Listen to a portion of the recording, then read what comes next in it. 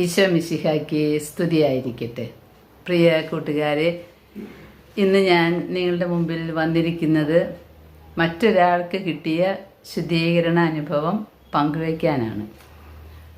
ഇങ്ങനെ ശുദ്ധീകരണ അനുഭവങ്ങൾ പങ്കുവയ്ക്കുന്നതിൻ്റെ ഉദ്ദേശം ഇത് ഇന്ന് ഒരാൾക്ക് മാത്രമല്ല, അനേകം മക്കൾക്ക് ഈശോ ദർശനങ്ങളും സന്ദേശങ്ങളും കൊടുക്കുന്നുണ്ട്.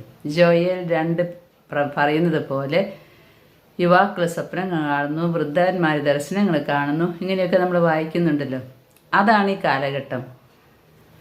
ഒരിക്കൽ എന്നോടൊരു മകൾ ചോദിച്ചു, ചേച്ചി, ഞാൻ വിചാരിച്ചത് വലിയ വിശുദ്ധിയുള്ളവർക്കൊക്കെയാണ് ദർശനങ്ങൾ കിട്ടുള്ളൂ എന്നാണ്, പക്ഷേ എനിക്കും ദർശനം കിട്ടി. ഞാൻ പറഞ്ഞു, കർത്താവാണ് യോഗ്യത നിശ്ചയിക്കേണ്ടത്, മനുഷ്യരല്ല. മറ്റുള്ളവർക്ക് വിശുദ്ധരെന്ന് തോന്നുന്നവർ ചിലപ്പോൾ വിശുദ്ധിയുടെ 7 അയൽപ്പക്കത്ത് പോലും വന്നവരാകില്ല. മറ്റുള്ളവർ വ്യഭിചാരികൾ അല്ലെങ്കിൽ വളരെ മോശപ്പെട്ടവർ എന്ന് മുദ്ര കുത്തിയവർ അവരുടെ മനസ്സിൻ്റെ ഉള്ളിൽ അറിയുന്നത് ഈശോയ്ക്കാണ്.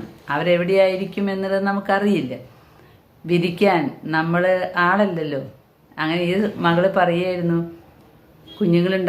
ഉണ്ടായിട്ടില്ല, 5-6 വർഷം കഴിഞ്ഞാൽ പ്രാർത്ഥിച്ചുകൊണ്ടിരിക്കുമ്പോൾ ഒരു കുഞ്ഞിനെ കാണിച്ചു കൊടുത്തു ദർശനത്തിൽ. പ്രിയ സഹോദരങ്ങളെ, പിന്നീട് ആ കുട്ടി ഗർഭിണിയായി. അങ്ങനെയുള്ള കുറേ അനുഭവങ്ങൾ അവർ പങ്കുവെച്ചു.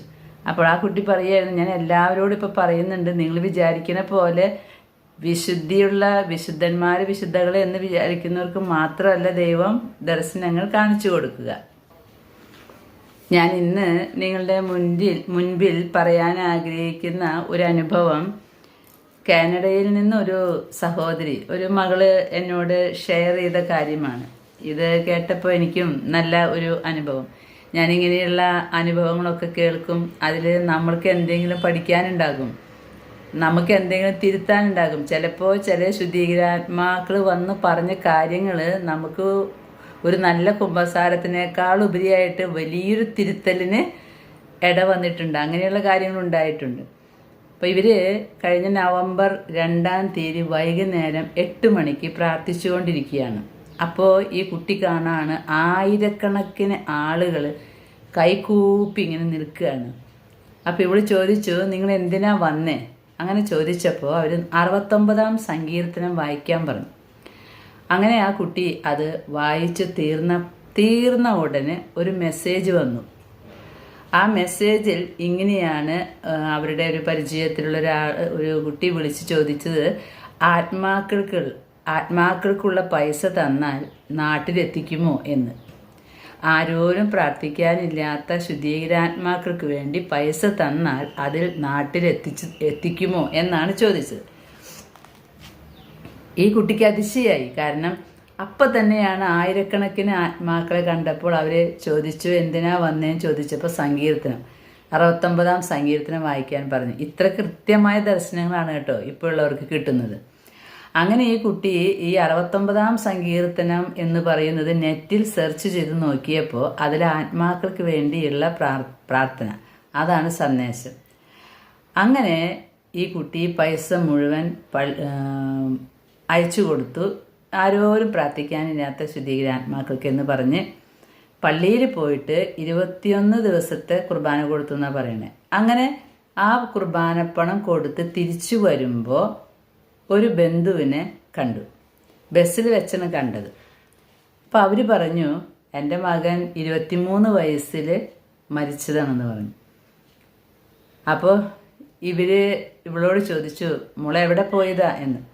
അപ്പോൾ പറഞ്ഞു, ഇങ്ങനെ ഒരു കുർബാനപ്പണം കൊടുക്കാനാണ് ഞാൻ പോയത്, ആരോരും പ്രാർത്ഥിക്കാനില്ലാത്ത ശുദ്ധീകരാത്മാക്കൾക്ക് വേണ്ടിയിട്ട്. അത് കേട്ടപാടെ ആ സഹോദരി കരഞ്ഞു. എന്നിട്ട് പറഞ്ഞു, ആ ശുദ്ധീകരാത്മാക്കളിൽ എൻ്റെ മോനും ഉണ്ടാകുമല്ലോ അല്ലേ എന്ന്. അങ്ങനെ പിന്നീട് ഈ കുട്ടി 69-ാം സങ്കീർത്തനം എല്ലാവർക്കും അയച്ചു കൊടുത്തു. അപ്പോൾ ഈ കുട്ടിയുടെ അമ്മായിയമ്മ കുറേ ദ്രോഹങ്ങൾ ചെയ്തിട്ടാണ് മരിച്ചു പോയിട്ടുള്ളത്. ഈ ഒരു കാര്യം, ഈ ദ്രോഹം ചെയ്തു, അമ്മായിമ്മ ദ്രോഹം ചെയ്തു എന്നുള്ളത് ഈ കുട്ടി ഇവരുടെ മക്കളോട് എപ്പോഴും പറയുമായിരുന്നു. ഈ 69-ാം സങ്കീർത്തനവും ജെർത്രൂദിന്റെ പ്രാർത്ഥനയും കുറേ പേർക്ക് അയച്ചു കൊടുത്തു. ജെർത്രൂദിന്റെ പ്രാർത്ഥന നിങ്ങൾക്കറിയാലോ. വിശുദ്ധ ജെർത്രൂദിന് പ്രത്യേക ആനുകൂല്യം കൊടുത്തിട്ട് ഒരു പ്രാവശ്യം ചൊല്ലിയാൽ, ഞാൻ അതൊക്കെ നിങ്ങൾക്ക് പങ്കുവെച്ച് തന്നിട്ടുള്ളതാണ്, 1000 ആത്മാക്കൾ രക്ഷപ്പെട്ടു പോകും. അത് നമ്മുടെ ഗുണം കൊണ്ടല്ല, വിശുദ്ധ ജെർത്രൂദിന്റെ ഗുണം കൊണ്ട് കർത്താവ് അനുവദിച്ചു കൊടുത്ത ആനുകൂല്യമാണ്. അപ്പം അതിൽ ആ പ്രാർത്ഥന ചൊല്ലുമ്പോൾ തന്നെ ആ പ്രാർത്ഥനയോട് ചേർന്ന് മാർപ്പാപ്പയുടെ നിയോഗത്തിന് വേണ്ടി എന്ന് പറഞ്ഞ് ഒരു സ്വർഗസ്ഥനായ പിതാവും, അത് എല്ലാ ദണ്ഡവിമോചനങ്ങൾക്കും ഈ മാർപ്പാപ്പയുടെ നിയോഗത്തിനായിട്ടുള്ള പ്രാർത്ഥന ചൊല്ലണം. അതാണ് നമ്മുടെ സഭയുടെ നിലപാട്. കാരണം അത് മാർപ്പാപ്പയുടെ പേഴ്സണൽ ആവശ്യത്തിനല്ല, തിരുസഭയുടെ നിയോഗമാണത്. അപ്പോൾ ഓരോ ദണ്ഡവിമോചനം കിട്ടണമെങ്കിൽ തിരുസഭയാണല്ലോ നമുക്ക് ഈ ദണ്ഡവിമോചനമൊക്കെ തന്ന് അനുവദിക്കുന്നത്. അപ്പോൾ തിരുസഭയുടെ നിയോഗത്തിന് വേണ്ടി, ഐക്യത്തിനും അങ്ങനെ മാർപ്പാപ്പ നമ്മുടെ സഭ നിശ്ചയിക്കുന്ന നിയോഗത്തിന് വേണ്ടി നമ്മളെപ്പോഴും പ്രാർത്ഥിച്ചുകൊണ്ടിരിക്കണം. അപ്പോൾ ഒരു ദണ്ഡവിമോചനം നമുക്ക് കിട്ടണമെങ്കിൽ ആ ദണ്ഡവിമോചനത്തിന് പറയുന്ന ടേംസ് ആൻഡ് കണ്ടീഷൻസ് പൂർത്തീകരിക്കണം. അതായത് ഇപ്പോൾ പോർസിംഗുള്ള ദണ്ഡവിമോചനം. അപ്പം അന്നത്തെ ദിവസം ഈ സന്യാസ ഫ്രാൻസിസ്കൻ സഭ ഓർഡറിലുള്ള സന്യാസാശ്രമങ്ങളിൽ പോയിട്ട്, പള്ളികളിൽ പോയിട്ട് നമ്മൾ ഓരോ പ്രാവശ്യം കയറി ചെന്ന് ഇങ്ങനെ പ്രാർത്ഥിക്കണം എന്നൊക്കെ പറയുന്നുണ്ടല്ലോ. അപ്പം അതിൽ ആ കണ്ടീഷൻസ് പ്ലസ് മാർപ്പാപ്പയുടെ നിയോഗത്തിന് വേണ്ടിയുള്ള സ്വർഗസ്ഥനായ പിതാവെ നന്മ നിറഞ്ഞ പറയുമ്പോൾ തൃത്വസ്തുതി ചൊല്ലണം. അപ്പോൾ ഈ ജെർത്രൂദിന്റെ പ്രാർത്ഥന, ഈ 69-ാം സങ്കീർത്തനവും ഇവർ കുറേ പേർക്ക് അയച്ചു കൊടുത്തു. അങ്ങനെ വീട്ടിൽ വന്ന് ഉറങ്ങുന്ന സമയത്ത് ഇവരൊരു സ്വപ്നം കണ്ടു. അമ്മായിയമ്മ സ്വപ്നത്തിൽ വന്നിരിക്കുകയാണ്. ഒരു പ്രാർത്ഥന നടക്കുന്ന സ്ഥലം. അവിടെ അമ്മായിയമ്മ നിൽക്കുന്നു. എന്നിട്ട് ചിരിച്ചിട്ട് കുട്ടിയെ കെട്ടിപ്പിടിക്കുന്നു. അപ്പോൾ ഇവർക്ക് മനസ്സിലായി, കാരണം ഈ അമ്മായിയമ്മ ചെയ്ത ദ്രോഹങ്ങൾ മക്കളോട് ഇടയ്ക്കിടയ്ക്ക് ഈ കുട്ടിയെടുത്ത് പറയുമല്ലോ. പക്ഷേ ഇങ്ങനെയൊരു സൽപ്രവൃത്തി ചെയ്തപ്പോൾ അമ്മായിയമ്മ ആ ഫലം അനുഭവിച്ചു അമ്മായിയമ്മയ്ക്ക്. അപ്പോൾ അമ്മായിയമ്മ സ്വപ്നത്തിൽ വന്നു ഈ കുട്ടിയോട് ചിരിച്ച് കെട്ടിപ്പിടിക്കുന്നു. അതിൻ്റെ അർത്ഥം ആ ഒരു ചിരിയിൽ, ആ ആത്മാവിൻ്റെ ആ ഒരു ദർശനത്തിൽ ഈ കുട്ടിയുടെ എല്ലാ വിഷമങ്ങളും മാറിക്കിട്ടി. അങ്ങനെ അമ്മായിയമ്മയോടുള്ള വെറുപ്പ് മാറിക്കിട്ടി. ആ ആന്തരിക മുറിവ് ഉണങ്ങിപ്പോയി എന്നാണ് പറയുന്നത്. പിന്നീട് അങ്ങോട്ട് അമ്മായിയമ്മയുടെ കുറ്റം പറയാൻ തോന്നണേ ഇല്ല എന്നാണ് പറയുന്നത്. പ്രിയ സഹോദരങ്ങളെ, നമ്മൾ ആരോരും പ്രാർത്ഥിക്കാനില്ലാത്ത ശുദ്ധീകരാത്മാക്കൾക്ക് വേണ്ടി പ്രാർത്ഥിച്ചാൽ വലിയ ഫലം കിട്ടും. വലിയ ഫലമാണ് കിട്ടുക. കാരണം നമുക്കറിയാലോ, ലോകത്തിൽ നിന്ന് കോടാനുകോടി മക്കളാ മരിച്ചു പോയിട്ടുണ്ട്. കാട്ടിൽ കിടന്ന് മരിച്ചവരുണ്ടാകാം, ആരോരും അറിയാതെ മരിച്ചു പോയിട്ടുള്ളവരുണ്ടാവാം, ഇന്നും കണ്ടുപിടിക്കപ്പെട്ടിട്ടുണ്ടാവില്ല. കാടുകളുടെയൊക്കെ അഗാധങ്ങളിൽ, അതേപോലെ ആഴിയുടെ അഗാധങ്ങളിൽ എത്ര പേര് പോയിട്ടുണ്ടോ, കാണാതെ പോയിട്ടുള്ള ആളുകൾ. ഇവരൊക്കെ മരിച്ചോ ഇല്ലയോ എന്ന് ആർക്കറിയാം? അവർക്ക് വേണ്ടി ആരും പ്രാർത്ഥിക്കുന്നില്ലെങ്കിലോ. അതുകൊണ്ട് നമ്മൾ മനസ്സിൽ കുർബാനപ്പണം കൊടുക്കുമ്പോൾ ആരോരും പ്രാർത്ഥിക്കാനില്ലാത്ത, ആരോരും കുർബാന അർപ്പിക്കാത്ത ശുദ്ധീകരാത്മാക്കൾക്ക് വേണ്ടി ഞങ്ങൾ സമർപ്പിക്കുന്നു എന്ന് പറഞ്ഞാൽ വലിയ അത്ഭുതമാണ് നടക്കുക, വലിയ അത്ഭുതം. ഈ കഴിഞ്ഞ ചൊവ്വാഴ്ച പ്രാർത്ഥനയിൽ ഒരു അടയാളം, ഒരു അത്ഭുതകരമായ ദർശനം കാണിച്ചു തന്നു. ദർശനം ഇങ്ങനെയായിരുന്നു. പ്രാർത്ഥനയുടെ ആരംഭത്തിൽ തന്നെ ഒരുപാട് മനുഷ്യർ, കൊച്ചു കൊച്ചു മനുഷ്യർ, ഒരുപാട് മക്കൾ ഇങ്ങനെ തടിച്ചുകൂടുന്നത് കാണാണ്. അപ്പോൾ ഞാനിങ്ങനെ പ്രാർത്ഥിച്ചു, ദൈവമേ ഞങ്ങൾ കുറച്ച് പേരിങ്ങനെ പ്രാർത്ഥിച്ചത് കൊണ്ട് ഭൂമിയിൽ എത്രയോ ആത്മാക്കൾ മരിച്ചു പോയിട്ടുണ്ടാകാം, അവർക്കൊക്കെ ഇത് ഗുണം കിട്ടുമോ ദൈവമേ? ഇതാരാണ് ഈ വന്നിരിക്കുന്നത്? ഒരുപാട്, ആരെയും തിരിച്ചറിയുന്നില്ല, കുറേ തലകൾ ഇങ്ങനെ കാണുകയാണ്. അപ്പം ഞാനതപ്പോൾ തന്നെ പ്രാർത്ഥനയിൽ ഇങ്ങനെ പറഞ്ഞു, ഒരുപാട് മക്കൾ നമ്മുടെ പ്രാർത്ഥന ചോദിച്ചു വരുന്നുണ്ട്, നമുക്കറിയുന്നില്ല എന്ന് മാത്രം. അതൊരു ദർശനമാണ്. വീണ്ടും ഞാൻ ഓരോ പ്രാവശ്യം എടുത്ത് പറയുന്നത് തെറ്റിദ്ധരിക്കാതിരിക്കാൻ വേണ്ടിയാണ്. ശുദ്ധീകരണ സ്ഥലത്തെ ആത്മാക്കൾ മുഴുവൻ ഇവിടെ ഭൂമിയിൽ ഇറങ്ങി നടക്കുകയല്ല, നമുക്ക് ദൈവം കാണിച്ചു തരുന്ന അവസ്ഥകളാണ് ദർശനങ്ങൾ. അപ്പം ഞാനങ്ങനെ ഓർത്തപ്പോൾ പിന്നീട് കാണിച്ചു തന്നതാണ് ഒരു ജമന്തി പൂക്കളുടെ മുഴുവൻ കൂട്ടം. അതിൽ ആ പൂക്കളുടെ ഇതളുകളൊക്കെ സ്പ്ലിറ്റ് ചെയ്തിട്ടുണ്ട്. അങ്ങനെ വലിയൊരു കാറ്റ് വന്നിട്ട് ഈ പൂക്കളുടെ കൊച്ചു കൊച്ചു ഇതളുകൾ മുഴുവൻ പറന്നു പോവാണ്. പറന്നു പോകുന്നത് എവിടേക്കാണെന്ന് മനസ്സിലാവുന്നില്ല, ഇങ്ങനെ പറന്നു പോവാണ്. ഞാൻ ആ ദർശനവും ഞാൻ അവിടെ പറഞ്ഞു ഗ്രൂപ്പിൽ. അപ്പോൾ ഇത് എവിടേക്ക്? ഈ ഭൂമിയുടെ അറ്റത്തേക്കാണ് പോകുന്നത്. ആ സമയത്ത് തന്നെ, അന്ന് തന്നെ ഞങ്ങൾക്ക് ഈ വർഷം മുഴുവൻ പ്രാർത്ഥിക്കാൻ വേണ്ടി തന്ന സന്ദേശമാണ് ജ്ഞാനം 8:1. അപ്പോഴാണ് ഈ വചനം എനിക്ക് ഓർമ്മ വരുന്നത്. ഭൂമിയിൽ ഒരറ്റം മുതൽ മറ്റേ അറ്റം വരെ ജ്ഞാനം സ്വാധീനം ചെലുത്തുന്നു. ഒരറ്റം മുതൽ മറ്റേ അറ്റം വരെ ജ്ഞാനം സ്വാധീനം ചെലുത്തും. പരിശുദ്ധാത്മാവിൻ്റെ ജ്ഞാനം അത് കിട്ടാൻ വേണ്ടിയാണ് ഈ 2026 പ്രാർത്ഥിക്കാനായിട്ട് പറഞ്ഞിട്ടുള്ളത്. ആ വചനവും ഈ ദർശനവും തമ്മിൽ വളരെ കണക്റ്റഡ് ആയിരുന്നു. കാരണം എൻ്റെ ഉള്ളിൽ ഇരുന്നിട്ട് പറയുമായിരുന്നു, ഇത് ഭൂമിയുടെ ഒരറ്റം മുതൽ മറ്റേ അറ്റം വരെ പോകുന്നുണ്ടോ ഈ ജമന്തിയുടെ ഇതളുകൾ? അപ്പോഴാണ് ഈ വചന സന്ദേശം അന്ന് നമുക്ക് ലഭിക്കുന്നത്. പ്രിയ സഹോദരങ്ങളെ, ഇങ്ങനെയാണ് പരിശുദ്ധ അമ്മ എലിസബത്ത് സാന്റോയോട് ഈശോയും പറഞ്ഞല്ലോ, നിങ്ങൾ പ്രാർത്ഥിക്കുമ്പോൾ 2-3 പേർ ഒന്നിച്ചിരുന്ന് പ്രാർത്ഥിച്ചാൽ വലിയ അടയാളങ്ങൾ കാണാൻ പറ്റും. ഇവിടെ അന്നത്തെ കഴിഞ്ഞ ചൊവ്വാഴ്ചയിലത്തെ വചന വായനയിൽ അന്ന് ധനഹാ തിരുനാളായിരുന്നു. അപ്പോൾ ധനഹാ തിരുനാളിന് നമുക്കറിയാം പരിശുദ്ധ തൃത്വം പ്രത്യക്ഷപ്പെട്ടിട്ടുള്ള ഒരു സമയമാണ് മാമോദീസായുടെ സമയം. അതുപോലെ തന്നെ താബോർ മലയിലെ ദർശനത്തിലും തൃത്വം പ്രത്യക്ഷപ്പെട്ടിട്ടുണ്ട്. അപ്പോൾ ഞാനതിങ്ങനെ പറയായിരുന്നു, 2 സ്ഥലത്തും തൃത്വം വന്നിട്ടുണ്ട്. അതിൽ ഒരു അടയാളം കിട്ടിയ ദിവസമാണ് ധനഹാ തിരുനാൾ. അന്ന് തന്നെ നമ്മൾ പ്രാർത്ഥനയ്ക്കായിട്ട് ഒന്നിച്ചുകൂടി, അപ്പോൾ ഒരുമിച്ചിരുന്ന മനസ്സോടുകൂടി നമുക്ക് പ്രാർത്ഥിക്കാം എന്ന് പറഞ്ഞ് അന്ന് അവസാനത്തെ ബൈബിൾ വായനയിൽ ഞാനല്ല കേട്ടോ വായിക്കുന്നത്, വേറെ സഹോദരിയാണ്. ബൈബിള് വായിച്ചപ്പോൾ ആ സഹോദരിക്ക് കിട്ടിയത് താബോർ മലയിലെ ദർശനമാണ്. അപ്പം ഇങ്ങനെ കുറേ കോയിൻസിഡൻസുകൾ ഉണ്ടാകും. അതായത് നമ്മൾ പറയുന്ന സംഭവം പിന്നീട് അത് വെളിപ്പെട്ട് കിട്ടും. അപ്പോൾ എല്ലാവർക്കും സന്തോഷമായി. കാരണം കൊച്ചു കാര്യമാണെങ്കിലും ഈശോയുടെ സാന്നിധ്യമുണ്ട്, ഈശോ പ്രാർത്ഥിക്കുന്നതൊക്കെ കേൾക്കുന്നുണ്ട് എന്നൊരു വലിയ ബോധ്യം നമുക്ക് കൂട്ടായ്മ പ്രാർത്ഥനകളിൽ ലഭിക്കും. അപ്പോൾ അന്ന് തന്ന ഈ വർഷം നമ്മളോട് പറഞ്ഞത് പരിശുദ്ധാത്മാവിൻ്റെ ജ്ഞാനം കൊണ്ട് നിറയാനായിട്ട് പ്രാർത്ഥിക്കാനാണ് സന്ദേശം കിട്ടിയിട്ടുള്ളത്. അപ്പോൾ നമ്മൾ ആരോരും പ്രാർത്ഥിക്കാനില്ലാത്ത ശുദ്ധീകരാത്മാക്കൾ കോടാനുകോടിയുണ്ട്. ഭൂമിയുടെ ഒരറ്റം മുതൽ മറ്റേ അറ്റം വരെയുണ്ടെങ്കിലും നമ്മളിവിടെ ഇരുന്ന് അവരെ മനസ്സുകൊണ്ട് ഓർത്ത് ആത്മാർത്ഥമായിട്ട് ഒരു നന്മ നിറഞ്ഞ മറിയമേ എന്ന ജപം ചൊല്ലിയാൽ അവിടെ ഫലം കിട്ടുന്നുണ്ട്. ഇതൊന്നും നിഷേധിക്കാൻ പറ്റാത്ത സത്യങ്ങളാണ് കേട്ടോ. അതുമാത്രമല്ല, ആ സ്വപ്ന ദർശനത്തിലൂടെ ആ കുട്ടിയുടെ വെറുപ്പ് മാറിക്കിട്ടി. അതൊരു വലിയ സംഭവമാണ്. വിദ്വേഷം മൂലം സകല മനുഷ്യരും അശുദ്ധിയുള്ളവരായി തീർന്നു എന്നാണ് ഹെബ്രായർ 12 എഴുതി വച്ചിരിക്കുന്നത്. അപ്പോൾ വിദ്വേഷം മൂലം അശുദ്ധമായി തീർന്ന് ദൈവകൃപ നമ്മളിൽ നിന്ന് നഷ്ടമാകും. നമുക്ക് ആരോടെങ്കിലും മനസ്സിൽ വിദ്വേഷം ഉണ്ടെങ്കിൽ പിന്നെ നമ്മൾ എന്ത് ചെയ്താൽ, അതുകൊണ്ടാണ് ബലിയർപ്പിക്കാൻ വരുന്നതിനേക്കാൾ മുൻപ് നിന്നോട് ആർക്കെങ്കിലും വിരോധം ഉണ്ടെന്ന് തോന്നിയാൽ അവിടെ ബലിവസ്തു വെച്ചിട്ട് ആ ആളെ രമ്യതപ്പെടുത്താൻ പറയുന്നത്. ഇന്ന് അതിപ്പോൾ പ്രാക്ടിക്കലല്ല. കാരണം നമ്മളോട് കുറേ പേർക്ക് വിദ്വേഷം ഉണ്ടാകും. എന്താണ് കാരണം എന്ന് നമുക്ക് തന്നെ അറിയില്ല. ചിലർക്ക് നമ്മുടെ രോഗം സൗഖ്യപ്പെട്ടപ്പോൾ ദേഷ്യം വന്നിട്ടുണ്ടാകും. മരിക്കുമെന്ന് വിചാരിച്ചിട്ട് എന്താ മരിച്ചില്ലല്ലോ, അല്ലെങ്കിൽ വീണ്ടും ഉയർത്തെഴുന്നേറ്റില്ല, അതൊരു ദേഷ്യം ഉണ്ടാകും. അല്ലെങ്കിൽ നമ്മൾ സാമ്പത്തികമായി ബുദ്ധിമുട്ടില്ലാതെ ജീവിക്കുന്നത് കാണുമ്പോൾ ചിലർക്ക് ദേഷ്യം ഉണ്ടാകും. ചിലർക്ക് വചനം പറയുന്നത് കാണുമ്പോൾ ദേഷ്യം ഉണ്ടാകും. അങ്ങനെ പലർക്കും അതുപോലെ പറയാത്ത കാര്യങ്ങളൊക്കെ പറഞ്ഞു എന്ന് എല്ലാവരും അപവാദം പറഞ്ഞ്, അല്ലെങ്കിൽ നമ്മൾ പറഞ്ഞ വാചകങ്ങൾ തന്നെ തെറ്റിദ്ധരിച്ചിട്ട് നമ്മളോട് വിഷമം വെച്ചിരിക്കുന്നവരുണ്ടാകും. അങ്ങനെ ഒരുപാട് ആളുകളുണ്ടാകും. നമ്മളെക്കുറിച്ച് അനാവശ്യങ്ങൾ പറഞ്ഞു നടക്കുന്നവരുണ്ടാകും തെറ്റിദ്ധരിച്ചിട്ട്. അതൊന്നും അവർ തെറ്റിദ്ധാരണ തീർത്താൻ നമ്മുടെ അടുത്തേക്ക് വന്നിട്ടുണ്ടാകില്ല. അല്ലെങ്കിൽ നമ്മളെക്കുറിച്ച് ഇപ്പോൾ ഒരു അപവാദം കേട്ടു, ഇങ്ങനെ കേട്ടപ്പോൾ നമ്മളോട് വന്നിട്ട് നേരിട്ട് അത്രയും തുറന്ന മനസ്സുള്ളവരാണെങ്കിൽ ചോദിക്കും, നിന്നെക്കുറിച്ച് ഇങ്ങനെ കേൾക്കുന്നുണ്ടല്ലോ, എന്തെങ്കിലും സത്യമുണ്ടോ? അപ്പം നമുക്ക് സത്യങ്ങൾ പറയാം. പക്ഷെ അങ്ങനെയല്ലെങ്കിലോ ഉള്ളിൽ വെച്ചിട്ട് അനേകം മക്കൾ ഇരിക്കുന്നുണ്ടാകാം വെറുപ്പ്.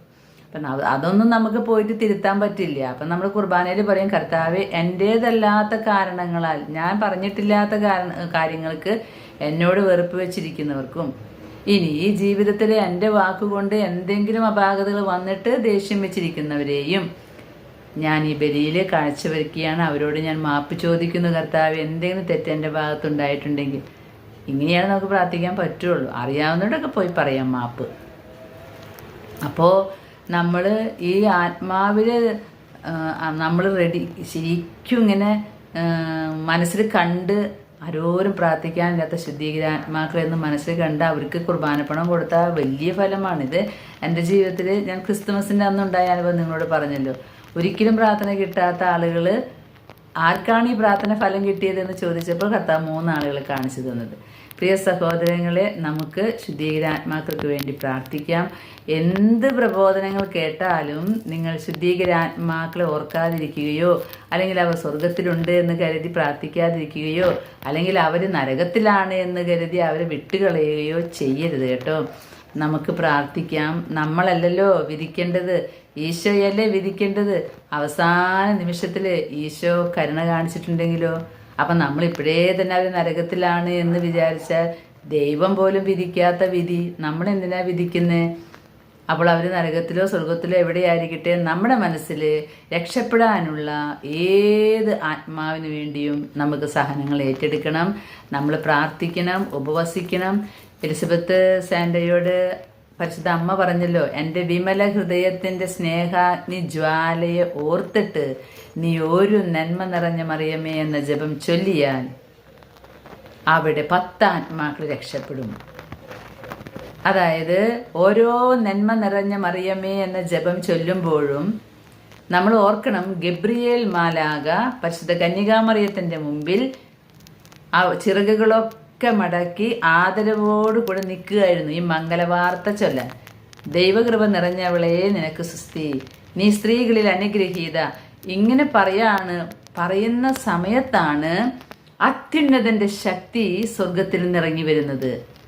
അത്യുന്നതന്റെ ശക്തി നിന്റെ മേലെ ആവസിക്കും, നീ ഒരു പുത്രനെ പ്രസവിക്കും. അത് പറഞ്ഞ ഉടനെ സ്വർഗം തുറന്ന് പരിശുദ്ധ തൃത്വം പരിശുദ്ധാത്മാവായ അവന്റെ രൂപത്തിൽ പരിശുദ്ധ കന്യകയുടെ ഉദരത്തിൽ വന്ന് വസിക്കുന്ന കാഴ്ച വിശുദ്ധ ഗബ്രിയേൽ മാലാഖ കാണുകയാണ്. ഗബ്രിയേൽ നോക്കുമ്പോൾ ഗബ്രിയേലിന്റെ പണി, എല്ലാ മാലാഖമാരുടെയും പണി സ്വർഗത്തിലിരുന്ന് പിതാപുത്ര പവിത്രാത്മനെ ആരാധിക്കലാണ്. എപ്പോഴും ചിറകുകളെല്ലാം കൂമ്പിക്കൊണ്ട് നിലം പറ്റേ താണു വീണ് വണങ്ങിക്കൊണ്ട് ആയിരുന്നവനും ആയിരിക്കുന്നവനും വരാനിരിക്കുന്നവനുമായവൻ പരിശുദ്ധൻ പരിശുദ്ധൻ പരിശുദ്ധൻ എന്ന് പറയുന്ന മാലാഖമാരോട് അതിലൊരാളോട് പിതാവ് പറഞ്ഞു, ആ കന്യകയുടെ അടുത്ത് പോയിട്ട് ഈ മംഗലദൂതൊന്ന് നീ അറിയിക്കാനായിട്ട്. ആ സമയത്ത് ഗബ്രിയേൽ അങ്ങനെ പിതാവിന്റെ വചനം അറിയിക്കാൻ വന്നതാ. നന്മ നിറഞ്ഞ മറിയമേ സ്വസ്തി എന്നുള്ളത് പിതാവിന്റെ വചനമാണ്. അതുകൊണ്ടാണ് അതിന് സാത്താനെ ഓടിപ്പിക്കാനുള്ള കഴിവുണ്ടെന്ന് പറയുന്നത്. അപ്പൊ ഗബ്രിയേൽ മാലാഖ ഇത് അറിയിച്ചുകൊണ്ടിരിക്കുന്ന സമയത്താണ് സ്വർഗം തുറന്ന് കന്യകയുടെ ഉദരത്തിലേക്ക് വരുന്നത്. അപ്പോൾ മാലാഖയ്ക്ക് എന്തേ ചെയ്യാൻ പറ്റുള്ളൂ? സ്വർഗത്തിൽ എപ്പോഴും പിതാപുത്ര പവിത്രാത്മനെ ആരാധിക്കുന്ന മാലാഖ സ്വർഗം ഇറങ്ങി വന്ന് പരിശുദ്ധാത്മാവ് ഈ കന്യകയുടെ ഉദരത്തിൽ വരുന്നത് കണ്ടപ്പോൾ ഓട്ടോമാറ്റിക്കലായി നിലം പറ്റ താണു വീണ് ചിറകുകളൊക്കെ കൂമ്പിക്കൊണ്ട് പരിശുദ്ധാത്മാവിനെ ആരാധിച്ചു. അതാണ് ഗബ്രിയേൽ പരിശുദ്ധ കന്യകയുടെ മുമ്പിൽ താണു വീണ് ആരാധിക്കുന്നത്. അത് കന്യകേനെ കണ്ടിട്ടല്ല, സ്വർഗത്തിൽ നിന്നും പരിശുദ്ധാത്മാവ് ഇറങ്ങി വരുന്നത് കണ്ടപ്പോൾ എപ്പോഴും ആരാധിക്കുന്ന മാലാഖയ്ക്ക് ആരാധിക്കാനല്ലാതെ പിന്നെ എന്താ പറ്റുക? അതുകൊണ്ട് ആ വചനം പറയുമ്പോൾ അങ്ങനെയാണ് മേരിയുടെ മുമ്പിൽ നിന്നിരുന്നത്. പ്രിയ സഹോദരങ്ങളെ, ഇത് ഓർത്തിട്ട് വേണം ഒരു നന്മ നിറഞ്ഞ മറിയമേ എന്ന ജപം നമ്മൾ ചൊല്ലുന്നുണ്ടെങ്കിൽ. അങ്ങനെ ചൊല്ലിയാൽ അത്ഭുതങ്ങൾ കാണാം. ഓരോ നന്മ നിറഞ്ഞ മറിയമേ എന്ന ജപത്തിനും ഒരു പാപിയുടെ മേൽ ഞാൻ തിരുരക്തം ഒരു തുള്ളി ഒഴിക്കുമെന്നാണ് സിസ്റ്റർ നത്താലിയയോട് ഈശോ പറഞ്ഞിരിക്കുന്നത്. എലിസബത്ത് സാൻഡയോട് ഇങ്ങനെയാണ് പറഞ്ഞു വെച്ചത്. ഇത് ഞാൻ എലിസബത്ത് സാൻഡയുടെ ഡയറിയിൽ ഞാൻ നിങ്ങളോട് പറഞ്ഞിട്ടുള്ളതാണ്. എങ്കിലും ഞാൻ നിങ്ങളോട് പറയാണ്, എൻ്റെ വിമല ഹൃദയത്തിലെ സ്നേഹാഗ്നി ജ്വാലയെ പ്രതി. വിമല ഹൃദയത്തിലെ സ്നേഹാഗ്നി ജ്വാല എന്താണ്? ആ സ്നേഹാഗ്നി ജ്വാല ഈശോയാണ്. അപ്പോൾ ഈശോയെ പ്രതി ആരെങ്കിലും എവിടെയെങ്കിലും 3 നന്മ നിറഞ്ഞ മറിയമേ എന്ന ജപം ചൊല്ലിയാൽ ഞാൻ ഒരാത്മാവിനെ ശുദ്ധീകരണ സ്ഥലത്തുനിന്ന് മോചിപ്പിക്കും. മാത്രമല്ല, ശുദ്ധീകരണാത്മാക്കളുടെ മാസത്തിൽ, നവംബർ മാസത്തിൽ ഓരോ നന്മ നിറഞ്ഞ മറിയമേ എന്ന ജപം ചൊല്ലുമ്പോഴും 10 ശുദ്ധീകരണാത്മാക്കൾ മോചിതരാകും. എൻ്റെ മാതൃഹൃദയത്തിലെ സ്നേഹാഗ്നിയിൽ നിന്നും വരുന്ന കൃപയുടെ ഫലം സഹനാത്മാക്കൾ തിരിച്ചറിയുകയും ചെയ്യും. പ്രിയ സഹോദരങ്ങളെ, ഇങ്ങനെ പലർക്കും പല ബോധ്യങ്ങളും ദർശനം കിട്ടിയിട്ടുണ്ട്. ആ ദർശനങ്ങളിൽ കാതലായ ഭാഗമെടുത്ത് നമ്മൾ അങ്ങനെ ഓർത്ത് പ്രാർത്ഥിച്ചാലുണ്ടല്ലോ, അപ്പം തന്നെ ആ സംഭവം നടക്കുന്നത് നിങ്ങൾക്ക് കാണാൻ കഴിയും. ഞാൻ കണ്ടിട്ടുണ്ട്. ഞാൻ എപ്പോഴും അധികം നന്മ നിറഞ്ഞ പറയുമ്പോൾ പ്രാർത്ഥനകളൊന്നും ചൊല്ലാനുള്ള സമയവും ആരോഗ്യമൊന്നും എനിക്കില്ല. എങ്കിലും ചൊല്ലുന്ന നന്മ നിറഞ്ഞ മറിയമേ, ഒരു നന്മ നിറഞ്ഞ മറിയമേ എന്ന ജപം ചൊല്ലുന്നുണ്ടെങ്കിൽ അത് ഗബ്രിയേലിനെ ഓർത്ത്, ഗബ്രിയേൽ മാതാവിൻ്റെ മുമ്പിൽ നിൽക്കുന്നത് കണ്ടിട്ടേ ചൊല്ലാറുള്ളൂ.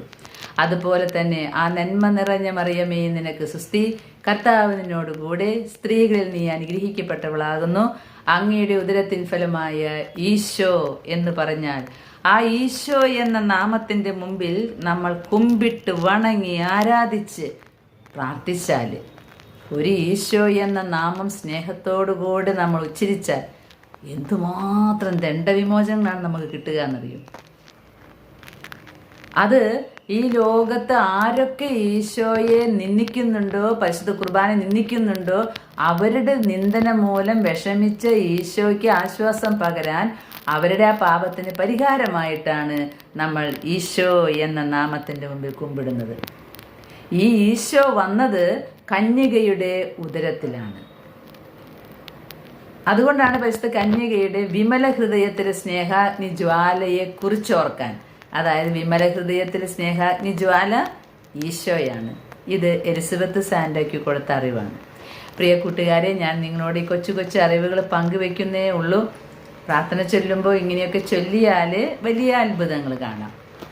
നമ്മൾ ഇന്ന് കണ്ട ദർശനത്തിൽ നിങ്ങൾക്ക് വ്യക്തമായി കാണും, ആരോരും പ്രാർത്ഥിക്കാനില്ലാത്ത ശുദ്ധീകരാത്മാക്കൾക്ക് വേണ്ടി പ്രാർത്ഥിച്ചാൽ നിങ്ങളുടെ ജീവിതത്തിലും വലിയ ഫലം കിട്ടും. ഞാനൊരിക്കൽ ഒരു അപകടത്തിൽ നിന്ന് രക്ഷപ്പെടുന്ന സമയത്ത് ഞാൻ വിചാരിച്ചു, ദൈവമേ കർത്താവ് രക്ഷിച്ചു. അല്ല, അപ്പം തന്നെ എനിക്ക് സന്ദേശം കിട്ടി, നീ പ്രാർത്ഥിച്ച ശുദ്ധീകരാത്മാക്കളാണ്, എൻ്റെ ബന്ധുക്കളൊന്നല്ല. അതുകൊണ്ട് കഴിയാവുന്നത് നമുക്ക് അവർക്ക് വേണ്ടി കുർബാനപ്പണം കൊടുക്കുകയും അവർക്ക് വേണ്ടി സഹനങ്ങളും ഉപവസിച്ച് പ്രാർത്ഥിക്കുന്നത് നല്ലതാണെന്ന്. നിങ്ങൾ ഉപവസിച്ച് പ്രാർത്ഥിച്ചോ? ഞാൻ ഉപവസിക്കാനില്ല കേട്ടോ, എനിക്ക് ഉപവസിക്കാൻ പറ്റില്ല. എനിക്കിപ്പോൾ 1/4 മണിക്കൂർ കഴിയുമ്പോഴെങ്കിലും 2 ടീസ്പൂൺ എന്തെങ്കിലും കിട്ടിക്കൊണ്ടിരിക്കണം. കാരണം ഞാൻ 3 ടീസ്പൂൺ ചോറ് കഴിച്ചാൽ അതിൻ്റെ ആ എഫക്റ്റ് എനിക്ക് ആ സമയത്തേ ഉള്ളൂ. അത് കഴിഞ്ഞ് ഞാൻ തളരും. അതുകൊണ്ട് അപ്പം തന്നെ ഭക്ഷണം കഴിക്കണം, എന്തെങ്കിലും കഴിച്ചുകൊണ്ടിരിക്കണം. എന്നാലും ഞാൻ ട്രയൽ നോക്കണമെന്ന് വിചാരിക്കുന്നുണ്ട്. അങ്ങനെ വിചാരിക്കുമ്പോൾ എനിക്ക് വീട്ടിൽ നിന്നും എതിർപ്പുകൾ വരും. കാരണം ഞാൻ തളർന്നു കിടന്നാൽ അവരാണ് എൻ്റെ നോക്കേണ്ടത്.